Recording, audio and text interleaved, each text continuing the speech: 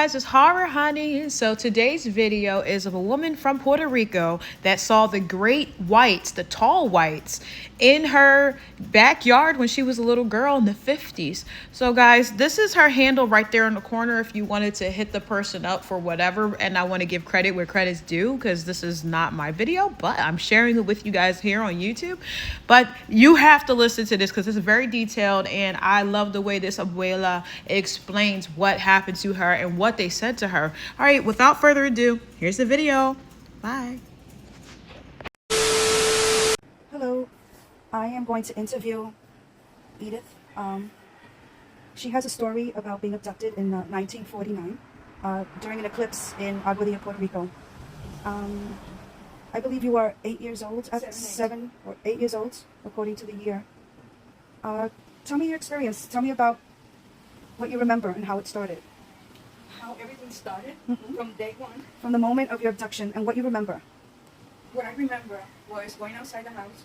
What time of the day did you go outside? I don't know what time. I know Was it daytime? I know that everybody was sleeping. Okay. I know that there were nothing. Even the chickens were on the trees.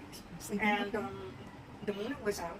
I remember. But then the moon, it was supposed to be a total eclipse that night. And my great-grandfather asked me to come out and see it. To me, that was, oh God, I was special to do that. And I stood with him, and a little bit later, I started feeling sleepy.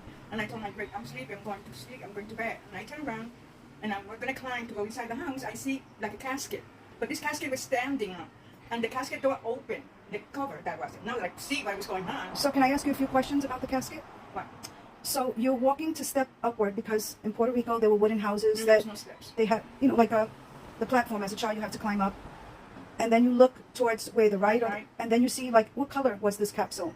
The casket, I don't know, it looked like, it wasn't on the ground, it was like floating, like now that I think about it, it was a little bit floating from the ground, and it was like light, it wasn't dark, it was a little bit of light. Was it gray? Was Lisa, there a this is color to it? 78 years ago, you know? Okay. It was like a gray, silver gray, something like that, Okay. maybe, I don't know. So you saw this, but you don't recall your uncle taking notice to this. Not my uncle, my You great-grandfather. he didn't take notice to this, just you. No, because I was alone.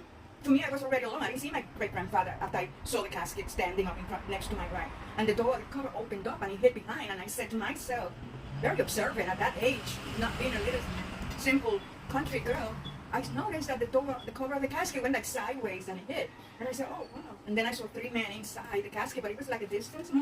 And one of them told me, come in. And I said, no. But he told me in Spanish. Okay, can I ask you a question? When he spoke to you, when you saw him, how did the 3 beings appear to you? How did they look? How could you describe them? One of them specifically, I don't know if the 3 of them were the same, but the one that spoke to me, he was tall. He was about 6 feet tall. Okay. And he was blonde, and had blue eyes, Okay. blonde hair, and his teeth were like chiclets, uniform, white teeth, uniform, beautiful smile. And he told me, come in. And I said, no. When he spoke to you, did he speak to you in the mind, or did he use No, his language, words? he used words. And you saw his mouth move? Yes. Okay. No, I don't think I saw his, I don't know. You don't know? I don't remember Okay. that. But then, when the other 2 men disappeared. Maybe they went to the ship all the way in the back, I don't know. And he told me, oh, when I walked in, he said, sit down. And I sat down, and this casket took off. But it took off like in a car, not lifted. And I said, wow, this rides like a car. In my mind, I said.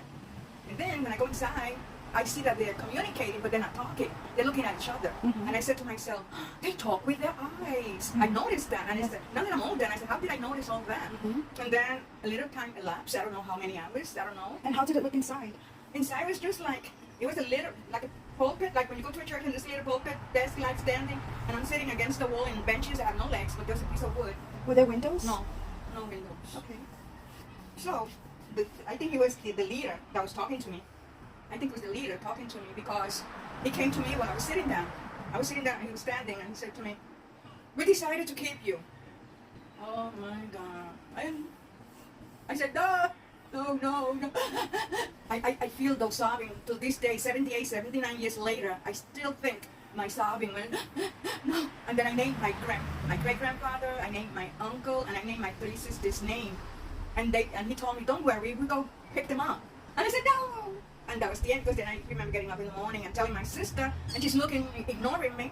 And 40 years later, 32, 33 years later, I told her, I said, Edie, I'm talking to you and you're looking up at the sky, you didn't pay attention to me. And that's why I never told anybody of my experience, because I figure a little 3-year-old is not paying attention to me. I can imagine the older people, they're going to ignore me too. So I asked her 30 odd years later, I said, Edie, how come you didn't pay attention to what I was saying? She said, Edie, I was looking for the aliens. I was looking for the casket. That was funny. That she did remember me telling her after so many years. So I wasn't lying. That was real. What happened? And then, like 50, 60 years later, I find out that these people are called the Nordics. And they're blonde, blue eyes, blonde hair, beautiful teeth, and they talk with their mind. So I saw these people in 1949, around, oh my God, my hair stands up. Still. Ooh. Do you ever feel like they're around you? Oh, they're or, always around me. like since that time, or have like any kind of connections, mental thoughts? Well, Or the last time that I thought it was them following me was the day I looked out my window about 12 o'clock at night. I don't know. how long ago? I would say about three years ago. Okay. And I see 2 gigantic moons across the street from my window. And I think that they're lights, that they put some new lights on the road. And I said, but I haven't seen anybody working, putting these lights on. And then I looked and then a cloud passed by and they disappeared with the cloud. But then they appear again. And I looked and I got tired looking, and I turned around and I left them. I don't know what happened afterwards, because I didn't go back to see they were still there. Once you had that experience as a child, did you change in any way from before and after meeting the Nordics? Were you the same person? Did you suffer from depression? Did you? No. What I now, 78 years later, or 74, I don't know how many years, and the more I think about it, and the more puzzles I put together, because, don't forget, I was about 7, 8 years old. I wasn't, and then ignorant, innocent. There was no TV, there was no radio, walking barefooted. I mean, poor, very poor neighbor place. So you don't feel it had an effect on you? And I think I saw myself more wandering in the woods by myself, eating leaves. Just eating the leaves by myself. I didn't ask anybody, I just took off, and I started eating the leaves on the road. So you had more interest in nature? Yeah. And eating. Eating leaves. That's great. Thank you for sharing. And an eclipse is coming up in 2026, August 12th. So, and we're in Puerto Rico. I believe there's another one at the end of the month that will be visible. So, yes. Thank you for sharing. Love you. Yeah.